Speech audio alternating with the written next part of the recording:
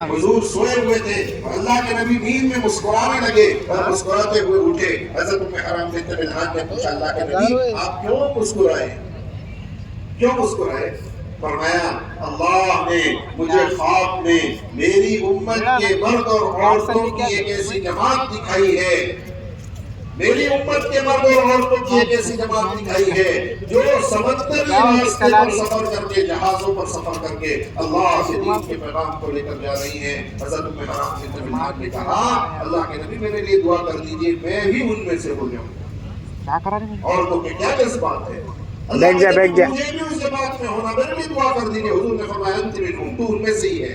پھر اللہ کے نبی لیٹے، پھر مسکراتے ہوئے اٹھے، فرمایا کیا ہوا، کیا دیکھا، کیا ہوا، کیوں مسکرائے؟ فرمانے لگے خواب میں اللہ نے مجھے، یہ نبی کا خواب ہے، یہ سچ ہوتا ہے، نبی کا خواب بھی وحی ہوتا ہے، میرے اللہ نے مجھے خواب میں میری امت کے مرد اور عورتوں کی دوسری جماعت دکھائی ہے جو اللہ کے دین کے تقاضوں کے لیے سمندر کا سفر کر رہی ہے۔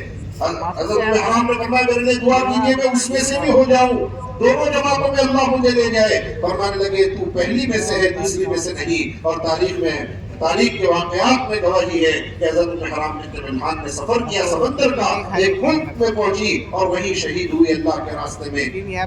اللہ ہمیں تمہیں سمجھا دے میری زندگی کا مقصد تیرے دین کی سرفرازی، میں اسی لیے مسلمان، میں اسی لیے نمازی، میری اور میری بیویاں۔ تو ایک میدان تو مسجد ہے کہ مسجد سے اعمال لے کر گھروں میں جانا اور گھروں میں تعلیم کا نظام قائم کرنا، اپنے بیوی بچوں کو لے کر اللہ کے راستے میں نکلنا، یہ ایک میدان ہے محنت کا۔ اور ایک میدان ہے محنت کا جو اس امت کو دیا گیا، وہ ہے نقل و حرکت، وہ ہے نقل و حرکت۔ اللہ کے نبی صلی اللہ علیہ وسلم نے اس امت کو بیٹھی ہوئی امت بنا کر نہیں چھوڑا کہ بس تم اپنی دکان مکان کاروبار میں بیٹھے رہو، باقی دنیا میں اللہ کا دین زندہ رہے مر جائے تمہیں اس سے کوئی فرق نہ پڑے۔ نہیں، ایسی امت بنا کر نہیں چھوڑا، بلکہ حضور نے پوری زندگی اللہ کے دین کی محنت کے لیے قربانیاں دی اور صحابہ کو نقل و حرکت پر رکھا، صحابہ کو محنت پر رکھا۔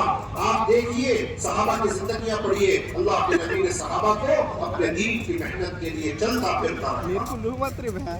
اسی لیے حجۃ الوداع کے موقع پر، کون سے موقع پر؟ لائیو نہیں ہے، ایک حج کیا اللہ کے نبی نے پوری زندگی، پہلا اور آخری حجۃ الوداع کے موقع پر حضور کے سامنے 1.25 لاکھ صحابہ کا مجمع ہے۔ اللہ کے نبی نے فرمایا انا هل بلغت، اے صحابہ کی جماعت کیا میں نے تم تک اللہ کا پیغام پہنچا دیا؟